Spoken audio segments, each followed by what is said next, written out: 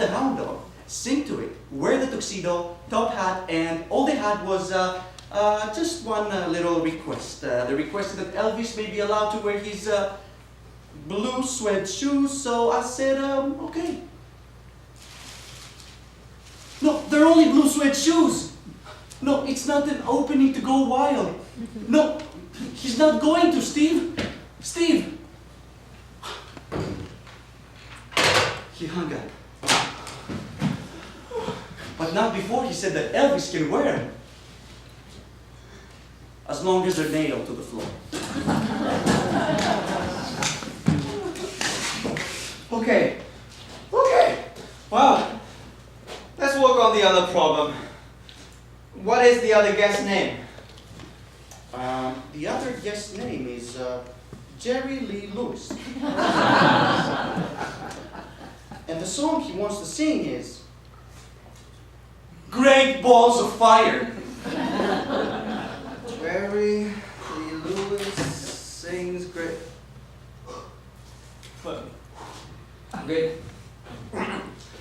Great balls of fire? You know what I think, Bob?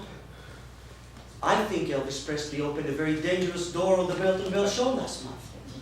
You can't sing great balls of fire on television. You can't even say great balls of fire on television. And I really don't think tuxedos or hound dogs are going to be able to close it. Yeah, you tell them.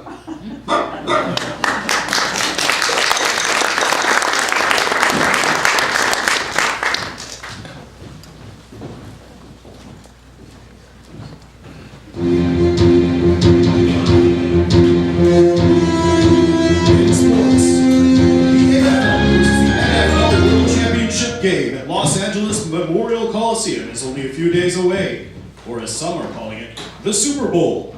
This is the first ever meeting between the two leagues, and expectations of inequality are running high. The University of Arizona and the University of Michigan marching bands will be performing at halftime, and even President Lyndon Johnson has an opinion on the game.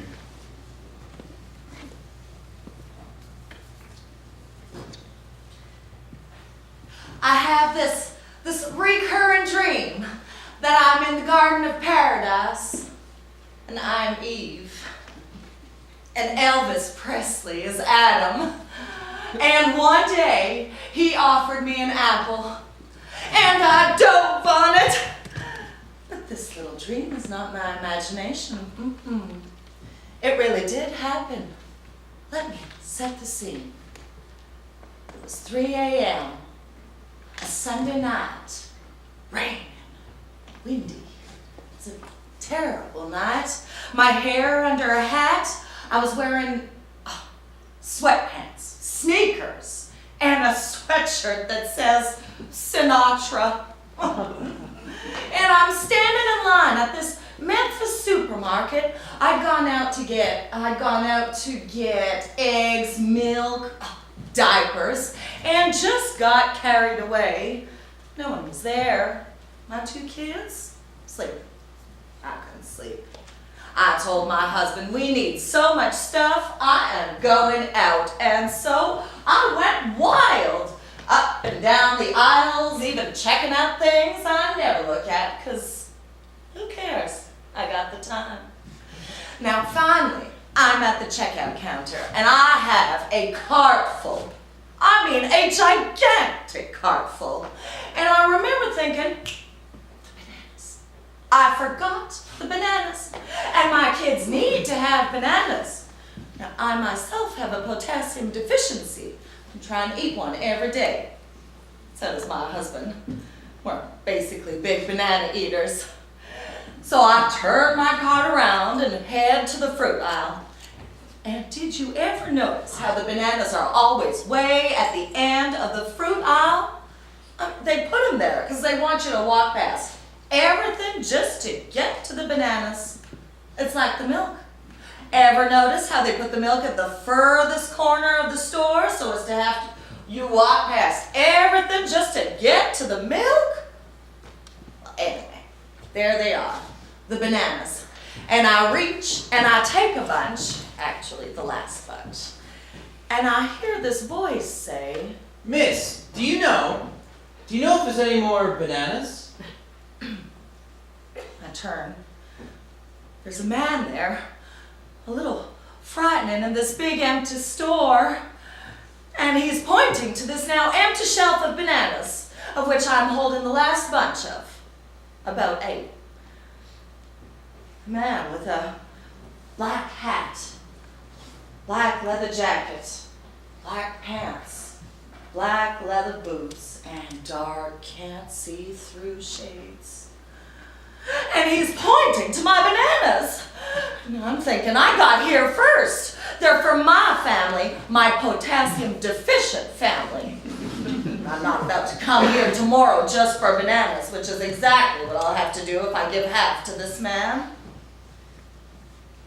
Who, I notice, is not wearing a wedding ring on the finger with which he is pointing. So I'm thinking, he's single.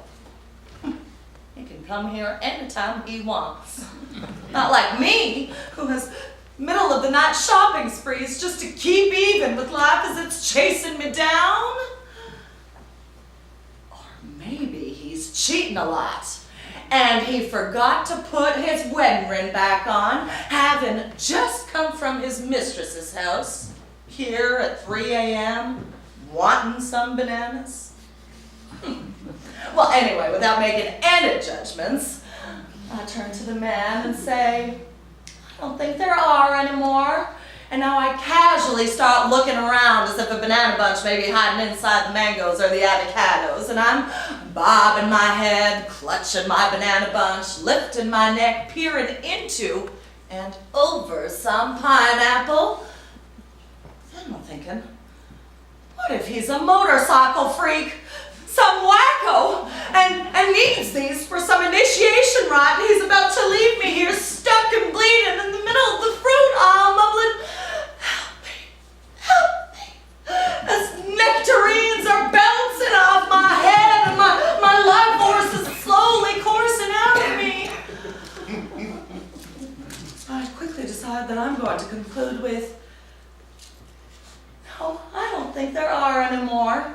But then I throw in a big, but sir, why don't you take half of mine? Does that seem fair, or do you need more? Because now I'm thinking, a contest over this bunch may get downright mean. I will not win. And I'm not about to go down over some bananas, and not very pleasant looking ones at that. And I see this big grin breaks out on his face. And he says, That's very kind of you, miss. If I may have half. So I break the bunch. Thanks. Now I turn my cart around and head no more than a few steps, thinking, I'm out of here. I'm going where there is at least one other person, like the checkout counter, where things are safe. Thinking, why do I even go out at 3 a.m.? And this is why no one goes out at 3 a.m. Thinking, how stupid am I when I hear behind me the words, Excuse me, miss? May I ask you one more thing? I stop. May I ask you one more thing, miss? I freeze. My back still to the scary man. I'm scanning the fruit department, which is connected to the deli department, which is connected to the flour and bakery department, and there is no one. Not a soul for aisles. I turn to the man and say, excuse me, sir, what? And he very politely says, You seem to have the last jar of peanut butter. The kind I love. And I was wondering, I look down. There it is, right on top. I grab the peanut butter, bring it out to him, said, take it, it's yours, take it, I say. I only took one. It don't matter to my 6 children, I say. And no, I'm lying. I only have 2 children, but I figure if he's thinking of killing me right here, right now, in front of the grapefruit, then I want as much guilt as possible riding his damned to hell soul into the eternal flames. It don't matter to my 6 children, I say. If they chunky or creamy? And he says, Well, there are all types left because I was just over there. Except that kind. so if it doesn't matter, it doesn't matter. No, it really doesn't matter. It doesn't matter. It doesn't matter. And then he I says, so appreciate it. I really do. fine. I say, fine. And I'm repeating, fine, fine. And he says, Miss, please calm down. I don't mean to worry you. and I'm saying, fine, fine, as I'm clutching my card now, and I'm lying because I'm so nervous because I don't know what else to say. And he's approaching me. He takes one step to me, and I'm on automatic response now, repeating over and over, just as unconvincing as I can. I'm fine, I'm fine, very fine, I'm fine. So fine, I can just cry, I'm fine. I start to cry. I'm fine. I cry. I'm fine. Please, mister, take the peanut butter. Is there anything else you want? Is there anything else you want? And he says, Miss, please don't be frightened. Here, why don't you take the bananas and the peanut butter? I'm saying, I'm fine, and repeating over and over, I'm fine, and I'm crying, I'm fine. And he is saying, Please, miss. as he backs away, and I cry louder, I'm fine, and he puts the peanut butter and the bananas down, and now I'm saying I'm fine, and he starts to say, I'm sorry. and I'm saying I'm fine, and he's saying, I'm sorry. and we are both repeating I'm fine, I'm sorry. I'm fine, I'm sorry. I'm fine, fine, fine. I'm sorry. And he has his hands up above his head as if he's just robbed a bank, been caught, and has a gun in his back. And he is profusely apologizing, and he has his fingers spread wide open. And then it happens. He drops his hat, takes off his glasses, and says, Miss, my name is Elvis Presley.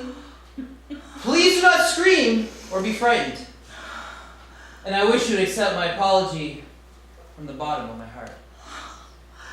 now I'm looking at him, and now I realize it is Elvis Presley. And now I let out the most blood-curdling scream that has ever been heard of in the state of Tennessee, let alone the Memphis metropolitan area. Elvis rocks backwards on his heels. Elvis drops his hat. Elvis drops his glasses. An avalanche of apples set off by the reverberation of this comes caroming down, dominoing into the melons that come rolling down. And Elvis is knocked a little to the left, and as he puts his hands out, crouching a bit, he is pushed down by the mere weight of the fruit descending.